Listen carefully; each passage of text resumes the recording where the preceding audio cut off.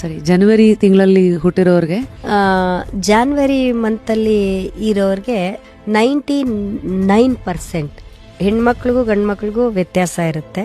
ಇಲ್ಲೂ ಈ ಗಂಡು ಮಕ್ಕಳು ಆ ಪಾಸ್ಟ್ ಕರ್ಮನ ಎಷ್ಟು ಹೊತ್ಕೊಂಡಿರ್ತಾರೆ ಅಂದರೆ, ಈ ಜನ್ಮದಲ್ಲಿ ಏನು ತಪ್ಪೇ ಮಾಡಿರಲ್ಲ, ಸೆಕೆಂಡ್ ಆಫ್ ಲೈಫ್ ತುಂಬ ಸಫರಿಂಗ್ಗೆ ಸಿಕ್ಕಾಕೋತಾರೆ ಹೆಣ್ಮಕ್ಳು. ಇನ್ನು ಹೆಣ್ಣು ಮಕ್ಕಳಿಗೆ ಬಂದರೆ, ನಾನು ಬುದ್ಧಿವಂತೆ, ನಾನು ತುಂಬ ಬ್ಯೂಟಿಫುಲ್, ನಾನು ತುಂಬ ಎಲ್ಲದರಲ್ಲೂ ನಾನು ರೈಟ್ ಅನ್ನೋದು ಇಟ್ಕೊಂಡೇ ಅವ್ರ ಜೀವನನ ಹಾಳು ಮಾಡ್ಕೊಂಡ್ಬಿಡ್ತಾರೆ.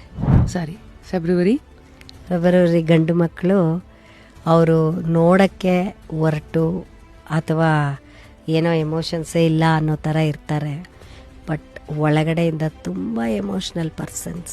ಹೆಣ್ಣು ಮಕ್ಕಳು ಹೆಚ್ಚು ಕಡಿಮೆ ಹೀಗೆ ಇರುತ್ತೆ, ಬಟ್ ಅವ್ರಿಗೆ ಫ್ಯಾಮ್ಲಿ ಲೈಫು ಅಷ್ಟು ವರ್ಕೌಟ್ ಆಗಲ್ಲ. ಸೊ ಈಗ ನೆಕ್ಸ್ಟ್ ಬರೋದು ಮಾರ್ಚ್ ಮ್ಯಾಮ್. ಹೆಣ್ಣು ಮಕ್ಕಳಿಗೆ ಡೆಫಿನೆಟ್ಟಾಗಿ ಫಸ್ಟ್ ಮ್ಯಾರೇಜ್ ಬ್ರೇಕ್ ಆಗುತ್ತೆ ಅಥವಾ ಲವ್ವಿಂದ ಬ್ರೇಕ್ ಆಗ್ಬೋದು.